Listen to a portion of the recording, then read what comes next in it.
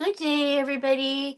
This is Ying Yang in California with Morsels of a Thought number 1623. And today we are doing Fein and Sherrie Schneider's books, Rules, the Rules Handbook, the Rules for Marriage. The rules for marriage are time-tested secrets for making your marriage work. We've got the rules. Oh, you can't even see the journal. The journal's way over here and Not Your Mother's Rules, the New Secrets for Dating. The Rules, Time-Tested Secrets for Capturing the Heart of Mr. Right. And today we're going to be reading from the Rules Handbook, which is a guide to creating loving and lasting relationships. Morsels of a thought. We hope we get some wisdom to do the right things, to know the right things to do, which is called wisdom. And then actually to do the right things is called virtue, committing acts of. So we want to bring more virtue in the world, and that's my goal. So here we are. I would like to read to you from Course 4, Effective Commitment and Communication in Week 4, Keep the Faith. Your Rules Weekly Pep Talk. Okay. How are you doing? Keep the faith that no matter how many next dates you have gone through, you'll eventually find your lifelong partner. This is addressed to women who are dating men, but it is actually applicable to everybody. You could be a teenage kid and need to find ways to get people to like you more, love you more, than to want less of you. So you figure these things out. Parallel. The authors say, we understand you may be tired of dating apps and meetups, maybe feel like giving up. Before you do, ask us or a certified rules dating coach to look at your profile and photos and help you answer all your messages. Getting a second opinion from an expert is important. Invariably, we have found that women who weren't meeting high caliber men were either prescribing themselves in an unflattering way, presenting yourselves in an I took my cat to the vet today, and I explained to them how I wound up with my last cat, and the doctor made a joke and said, I prescribe a new cat, an additional cat. Yeah, so the word prescribe has been in my head. Getting a second opinion from an expert is important. Now, this is about the rules dating relationships and about creating loving and lasting relationships of any kind. Invariably, we have found that women who weren't meeting high caliber men were either presenting themselves in an unflattering way or acting too eager. When we changed their profile from dark and heavy to light and breezy and made their photos cooler and more contemporary, they immediately got results. When we helped them write back messages that were friendly but succinct, they got dates. Succinct means short to the point, concise. This week, focus on not quitting. Get advice from someone who has studied or is a coach in the rules. Keep the faith. Daily rules. Day 218. Try again. By the way, I am not a coach. I'm a rules buddy. Some women feel that they tried dating apps, but they didn't work. When we look at their profiles, we notice that they had written essays rather than two-sentence bios, and that the photos were not flattering. Some women wrote that they were cheated on in the past and looking for someone honest and trustworthy. TMI. Some women said that any man who messaged them would get home-cooked meals and a dog walker. Calling all caretakers. We rewrote their bios and picked out prettier photos. When they revised their photos the rules way, they got results. I had a rules profile put up with my photo in a floral dress, white and black. And the thing is that the dress was a little gauzy and floofy, which, isn't bad in itself, but I was sitting in a chair in the garden, and I was just sitting in a chair here for it. Edna McIntosh told me, those look like you're a grandmother. So you're going to be getting grandfather types. And I was getting grandfather types. So there's that. So if you go to the rules call that I go to every Tuesday and Thursday, no, Tuesday and Sunday at Pacific Daylight Time, 6 p.m., then you can go into one of the rules coaches. And if you go to the Facebook site called the Rules Support Group and Advice and Advice for Dating and Real Life. So it's the Rules Support Group and Advice for Dating and Real Life. And that's operated by Shannon Palace. Shannon Palace is a Canadian and she runs a farm and she is happily married. Edna McIntosh is in New York City and Edna does telephone coaching and Shannon does written coaching on the Facebook page. So you'd have to get her attention first. Anyway, these coaches don't know each other. They don't know each other. And they don't compete with each other. One is on Facebook, and one is on the telephone. I don't like to put coaches together that don't know each other, that compete in the same arena. But these are both qualified people to talk to, and they have reasonable rates. Day 219, exceptions. Are there any exceptions to the rules? Rarely. A grade school teacher warmly greeted all the parents at a Christmas party. One parent was a widower, asked for her number, and now they are married. So, this is the Rules Handbook, a guide to creating loving and lasting relationships. Did she speak to him first? Technically, yes, but as part of her job, not a romantic way. Before reading the rules, another woman messaged a guy first on a dating app, but he said she beat him to the punch as he was going to contact her. She got lucky because he already thought cute. They are married now. Those are the rare exceptions. We don't want to do that most of the time if we can help it. Ultimatum. I mean, yeah, you can help it. If it's a guy that's really cute and you need to talk to him, just be mindful of the fact that he may not be interested in you. Even if you go on dates and even if he marries you, it may not have been something that was meant to be because he didn't speak to you first. So be mindful of that sort of thing. Some women balk at the idea of giving a man an ultimatum. This is the ultimatum. Isn't that aggressive? I thought the rules are not about forcing anything. Yes, the rules are about being reserved, but after a year or two, you would be a fool not to ask about the future if he hasn't brought it up. Most guys will date you for 5 years without a formal commitment if you let them, citing financial reasons, the divorce rate, their parents' divorce, global warming, yada yada. But a rules girl has a goal to get married. Day 221 is believe him. You know the don't listen to what a man says, see what he does. We believe you should listen to what he says and see what he does. So if he says, I don't have time for a relationship or I'm not looking for anything serious, believe him. Don't try to sell him on you or change his mind or give him more time. A man knows how he feels right away. If he doesn't feel a spark, it's over.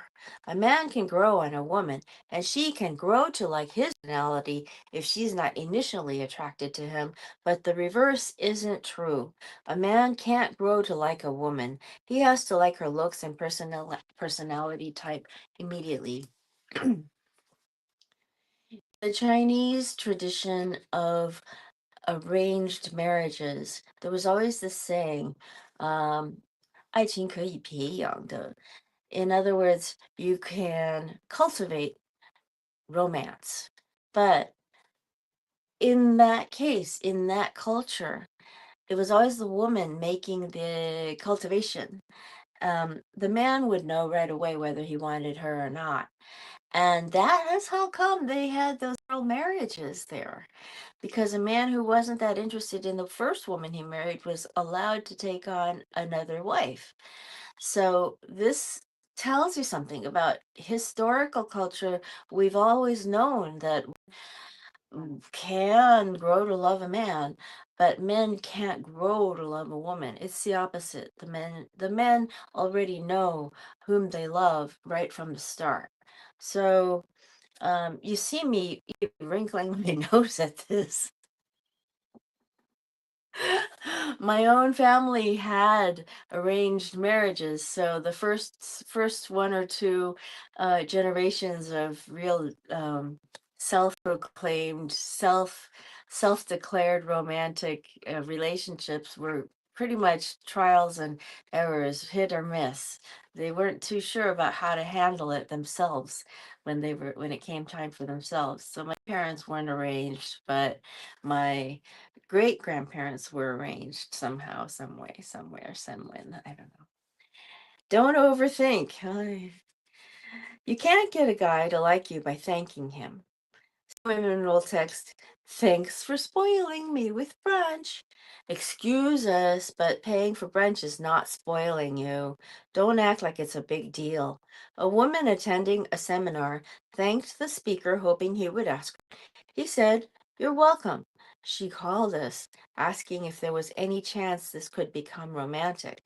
We said, "No, because he knows what you look like and didn't suggest coffee or drinks. You can't get a man to like you by thanking him. Besides, you spoke to him first. If he were interested, he would have approached you." Fake closure. If you don't hear from a guy after a few dates, don't use that as an excuse to ask for closure. I'll go back for a moment about the overthanking and overthinking. I mean,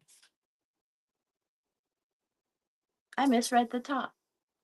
It's don't think, not don't overthink. Yes, I'm nearsighted, and the light is very bright. You can't get a guy to like you by thanking him. That was what it was about. She called us asking if there was any chance this could become romantic. We said no. If he were interested, he would have approached you. And the thing is, there was this person that in my life was interested in me, but I wasn't interested in him one single bit. He happened to be bisexual and was basically flaming gay, but was also bisexual. And I didn't know he was bisexual until he approached me and tried to talk me into going out with him. I was good friends with him, but I was not interested in going out with somebody who proclaimed himself to be gay and who was looking for men.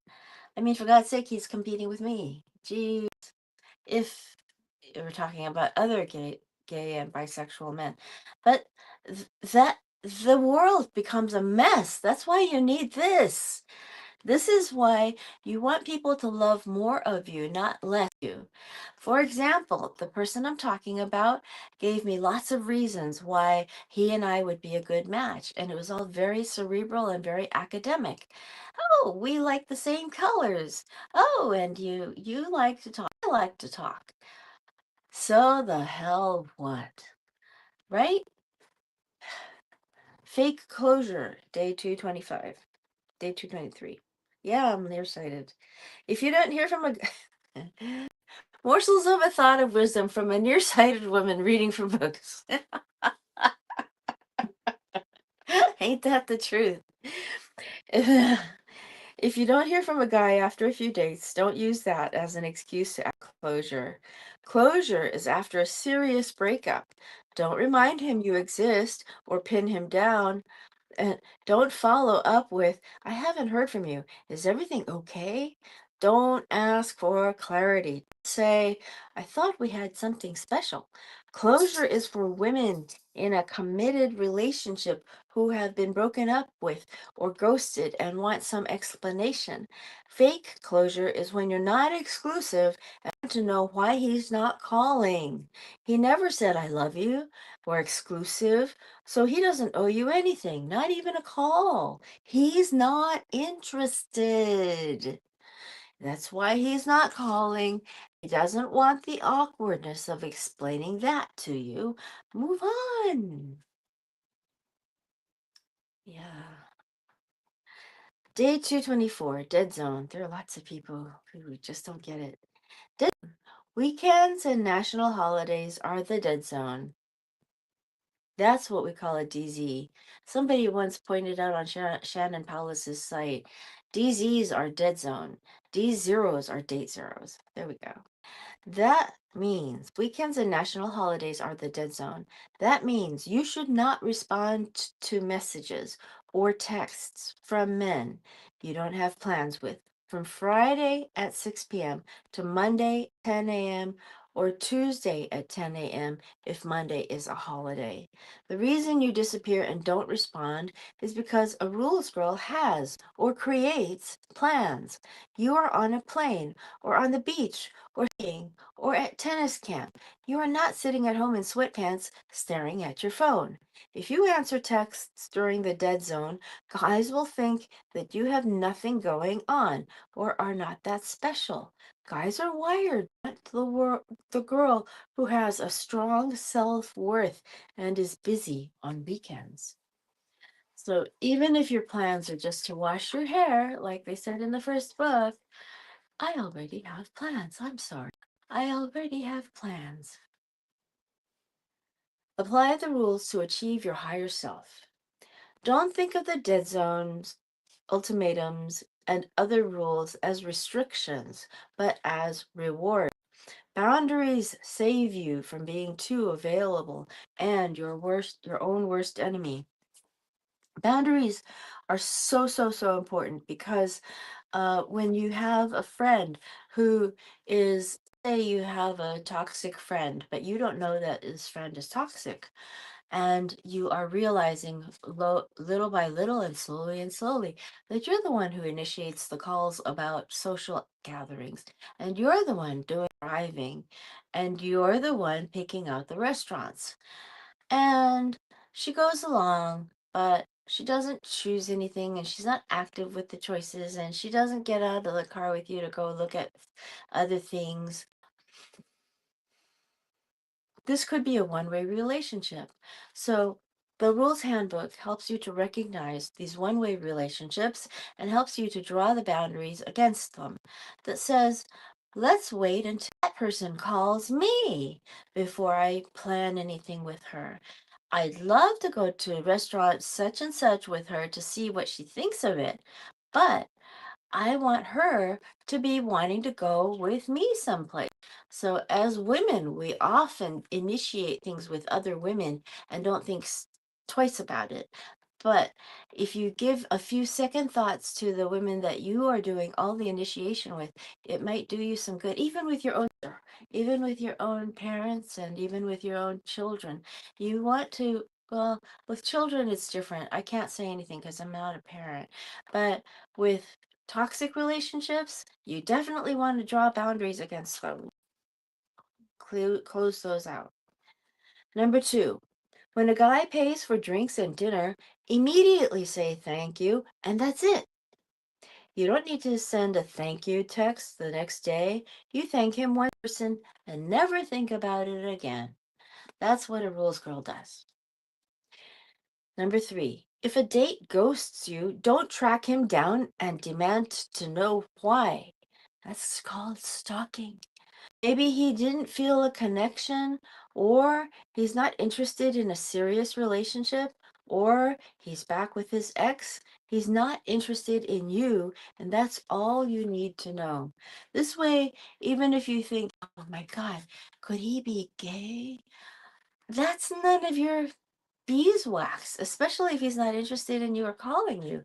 If he's interested in calling you and you know that he's gay, then you've got a question to think of. Um, you've got to circuitously ask him to figure it out. Make a choice. You either are gay and you get a man and stay in the realm, or you are bi and you choose a woman and you stay faithful to the woman and don't look at other men or other women. there's a question about that. So maturity is another part of this. You do want to draw boundaries against people who are immature or who have not figured themselves out yet. Know thyself. There are people who don't know themselves, and when they don't know themselves, they will get drunk. They lots of things that just don't are not conducive to having steady, smart relationships. Okay, so now we're in the rules for marriage. I wanted to read something that's got a little more than 15 minutes, but I think we're gonna say I'll read you these 10 rules for fighting. In Here are 10 rules to keep the warfare to a minimum in marriage. Okay? The rules for marriage. Keep your fight to the subject at hand. In this case, quote, I would appreciate it if you could remember to replace the toilet paper. End of subject. Number 2, call it quits if either of you start to stray from the subject at hand, from the argument. Excuse me. Number 3, don't attack his character. Don't say, you're such a slob, I'm always picking up at you. Just address the problem, not the person. Number 4, agree to disagree. What's a big deal to you? A perfect bathroom isn't to him. Number 5, don't make threats. Maybe I should stay with my mother for a week and we'll see if the toilet paper ever gets changed or if anything else gets done around here. Before you know it, you're threatening to leave him for a week over toilet paper. Number 6, don't let yourself be provoked. Because why should I have to? What do you do all day anyway? How hard is it to change the toilet paper? Don't respond. Just leave the room. If you react angrily, he will think, there she goes again, getting mad at nothing. If you say nothing, he will probably apologize later for being mean or unfair. Don't be vengeful. Don't sleep in another room or ask him to that night because you're in a fight. You should sleep in another room if he snores too loud or one of you has to wake up in the middle of the night for a business trip. You know, I had an ex, and he said something that was fatal to the relationship. He said, "Oh, Ying is just angry again." And as soon as I heard that, I said, okay, you're toast. You're toast. You're total toast. That is just so, that is, that is screaming, break up with me, right? God dang. Number 7, switch gears. Go for a walk or call a friend. Number 8, what would I be doing if I weren't fighting with him? Go do it. 9, think loving thoughts. Number 10, think how important is it and move on. Better yet, the next time your husband doesn't change the toilet paper, change it yourself and don't say a word. Marriage is just like that. It all works out in the end. Okay, so that's what we were talking about. And here we are. We'll see you tomorrow for brain rescue. And I hope you have a day. I hope I've inspired you to have a great day. I hope I've given you some entertainment, a little. Okay, old Kinderhook. Bye bye.